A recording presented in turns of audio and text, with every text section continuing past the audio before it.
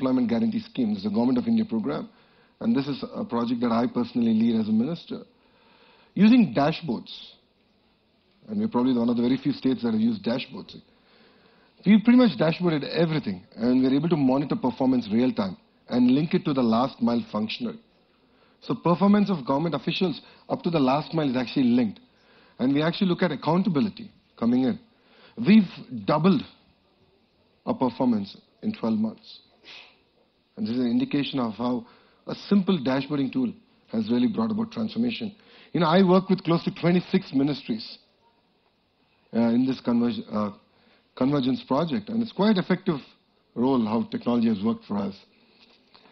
You know, we also have a real-time outcome monitoring system, ROMs. And this is where we actually benchmark ourselves as a state.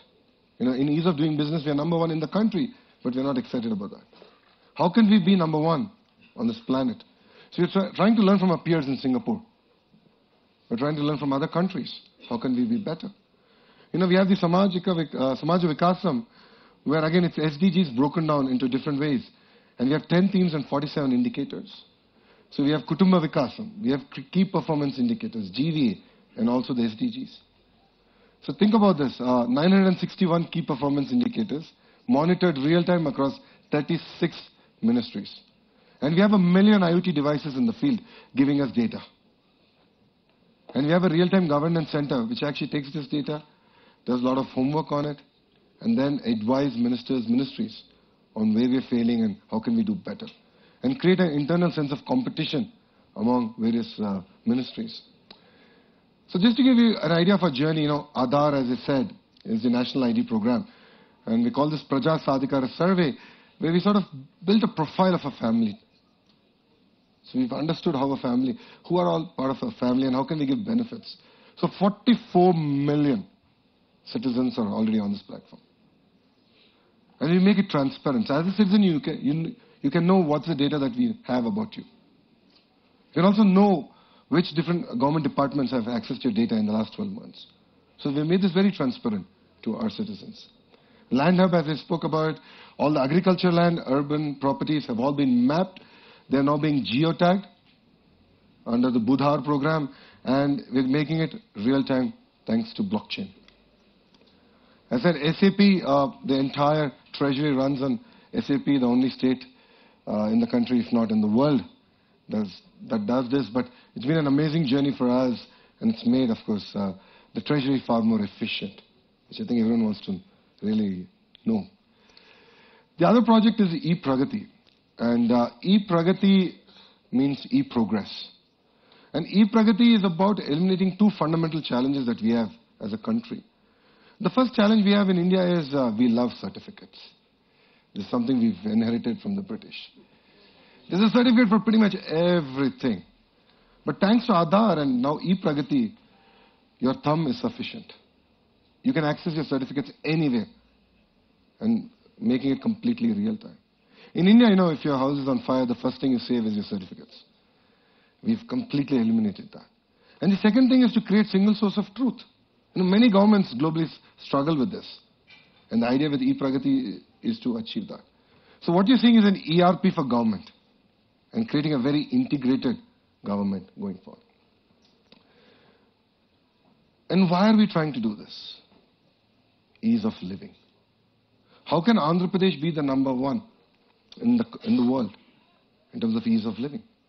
So if you look at it, we have a common functional layer. These are all the different stacks that we have as a government. Then we have the infrastructure layer. It could be the fiber network, it could be the e-highway, our dev platforms, the state data center. On top of that, we have a core data layer, which is the PSS, the Praja Sadhikara survey, the Land Hub, the IoT devices that are on there. But the beauty is the delivery layer. So as long as you just have a smartphone, Android or iOS, you can work with the government. You don't need to go to any government offices.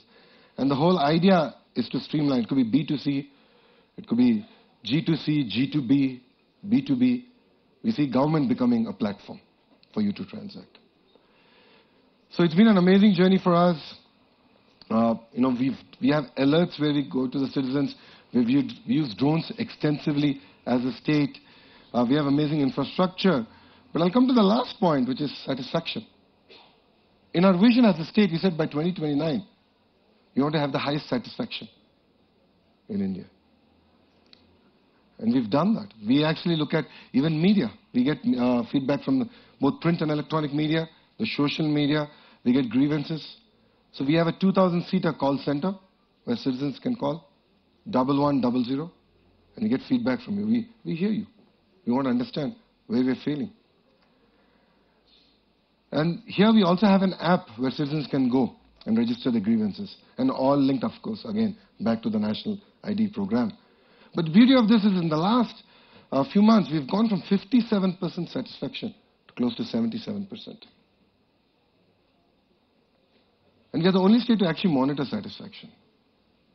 And this has only been possible because of technology and what was actually demonstrated before I started my session. And the whole idea is to have ease of doing business, ease of living, and create most livable standards in the state of Andhra Pradesh. In terms of ease of doing business, we were ranked number 2. The first year these ratings came out. In the last 2 years, we are number 1 as a state. And the Lee Kuan Yew Institute has been engaged actually to now benchmark across the globe our practices as a state. As I said, we take a lot of feedback from citizens. We have eliminated middlemen and creating a hassle-free citizen services. And this brings to the end of my presentation. It starts with monitoring quality of air, water, and food. We've heard a lot about traceability. We learned a lot about AI, waste management, and it's very, very important. And then we sort of look at how are we improving outcomes in health, outcomes in education, and then creating a quality of citizen engagement. And this is something I think, technology is sort of reducing. We've lost track of our citizens. It's very, very important to engage. The revolutions that you're seeing today in the world is because we're not engaging with them. And only then we can actually create quality of life with happiness. Well, we love data and statistics in the state. If you've seen, we've moved quite well. We are now number 4 if we were a nation, while India has actually slipped in terms of happiness index. So it's very, very important that we track this, and it's very, very close to our heart. And at the end, we are a data-driven government. People first, creating a one government platform to one citizen, empowering the citizens, and bringing out real-time actions. And at the end, what we want to achieve is visible governance and invisible government. So thank you very much. Thanks for being here.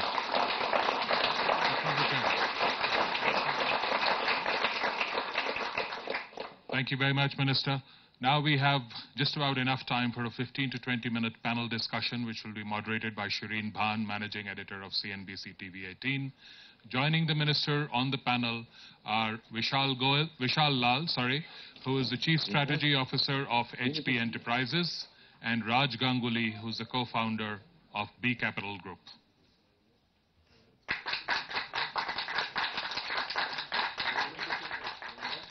Okay. How are you? Nice.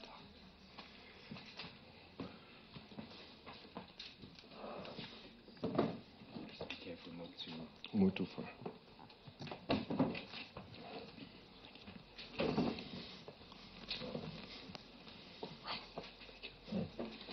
Good afternoon, ladies and gentlemen, and thank you very much for giving us this opportunity to talk about technologies for tomorrow and the future course of collaboration between governments, enterprise, and of course the startup ecosystem. That is what we hope to talk about here this afternoon. We had a great session last year as well, and we hope to build on that momentum today. It's always nice to hear governments talk about being invisible or minimum government, which is what Prime Minister Modi has also promised you. You're talking about invisible governments and more governance. But in the quest for collaboration, when you talk about trying to bring in foreign direct investment, especially when you try and talk about bringing in technology companies into the state, trying to create a culture, nurture a startup ecosystem, give me specifics in terms of what you've been able to do and what more we can see. As a state, what we have done is democratize data. So, in the Indian context, the state is the largest custodian of data. And just democratizing this data has opened up amazing opportunities for entrepreneurs to come and engage with the state. So we run hackathons every month. These are thematic hackathons, and there are use cases given out. And one of the hackathons that we've done is blockchain. And the use case was land records. And look at it today that we're actually implementing it across the state. So this is where I see that government can actually be a platform for entrepreneurs to come and engage and work with us. You know, it's interesting that you talked about democratizing of data, because the flip side of that is also challenges and issues with respect to protection and privacy of data. And India is still in the process of trying to put a data privacy and protection law in place. So what have you done at the state level in the quest for democratization of data, but also maintaining privacy and protection? So we have actually created a core data authority that's the custodian of the data. And then they actually come about with the policies and frameworks on our ability to share data. It could be with the citizen, it could be with other private sector companies. So we've had our challenges. I mean, being the first mover, I think we've been more susceptible to hackings.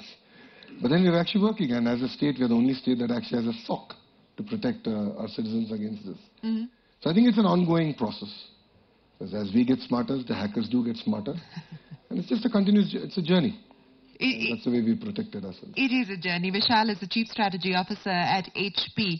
What exactly are you looking at in terms of emerging technologies? Also, the criticism of large companies is that they're not often flexible or nimble enough, and hence the need for convergence and collaboration with companies that can provide that skill and those capabilities. How are you looking at this going forward? Yeah, our challenge in many ways is similar to Andhra Pradesh. We are a $30 billion company, and we would love to keep growing at 15%. But as you know, it's not that easy to grow when you have a large scale, because 30% is you have to add billions of dollars every year. So what we do is we think about, end of the day, we are a product company, right? It's all about innovation and bringing new products to our customers. And we think about our innovation is paramount to our success and our being successful in the market and being relevant to our customers. And we look at innovation in three broad buckets. It's a little bit different than what others do, but that's kind of the model that we have landed on. There's organic development. We spend billions of dollars every year in developing new products. We know that we won't be able to develop everything new, so we go acquire companies, right? And then the third thing, which is kind of interesting model that we have developed, we call it Pathfinder, which is we invest in a set of companies. Actually, a couple of our companies that we recommended are in the Technology Pioneers program at the World Economic Forum over the last couple of years. So there is a set of companies that we invest in. We assemble them into our solutions, take them to our customers, and in many ways we look at them as an M&A pipeline as well. So that's kind of how we think about engaging with the community, the startup community that, typically either one, we may not have the idea to go develop a technology which is somewhat outside of our comfort zone. We may not be able to always access the right talent. Right? And so that's kind of the mechanism that we use by which we want to continue staying relevant and continue to innovate in the marketplace. I just want to spend a little more time talking to you about the third model that you talked about, the Pathfinders, and we saw some interesting presentations early on wonderful stuff that's being done to address some of the real problems and challenges that we face as a global community. But the issue of commercialization and doing it at scale, what do you believe needs to be done to build that out, especially when it comes to these companies? That's exactly right. And that's one of the reasons why companies want to work with Hewlett-Packard Enterprise as well, because we have the large scale. And in many ways, a couple of our companies, both the companies actually that we recommended to the World Economic Forum, are at billion-dollar valuations now. And if you talk to them, you would get a feel of how much benefit they have gotten from being part of the Hewlett-Packard Enterprise portfolio, because we have, over 10,000 salespeople who are selling products every day, and any startup would love to get access to that channel. And at the same time, we have 100,000 partners, over 100,000 partners across the globe who are selling products on our behalf. So again, these startup companies look at that scale and say, how can I get access to that? And that's one of the channels, right, and one of the mechanisms by which they try to grow. Raj, let me ask you.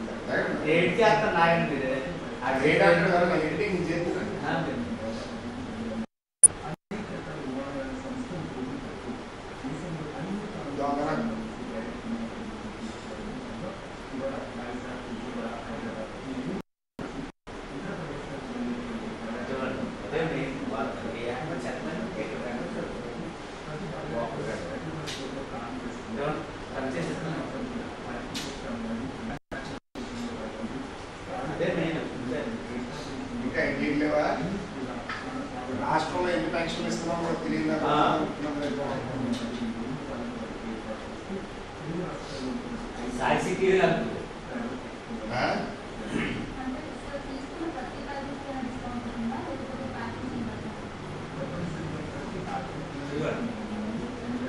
రాష్ట్రంలో ఎన్ని పెన్షన్లు ఇస్తున్నాము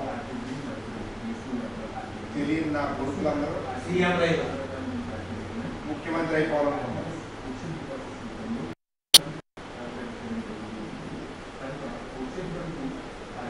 అందరూ ముఖ్యమంత్రి అయిపోవాలనుకుంటున్నారు.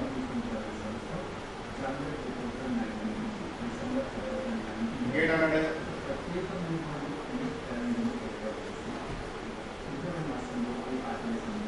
Ayyanna Patrudu combination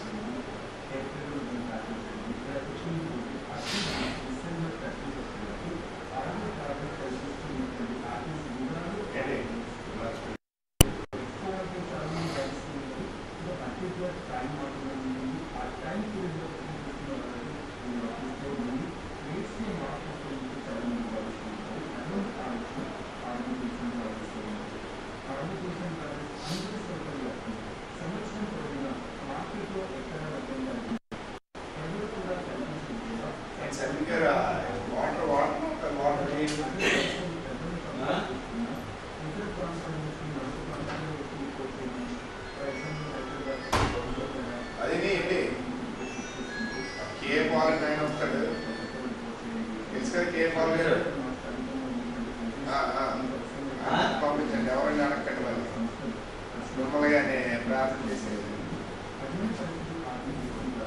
చూసుకోండి. రాగానే పంపించండి. ఏమన్నాడు అయితే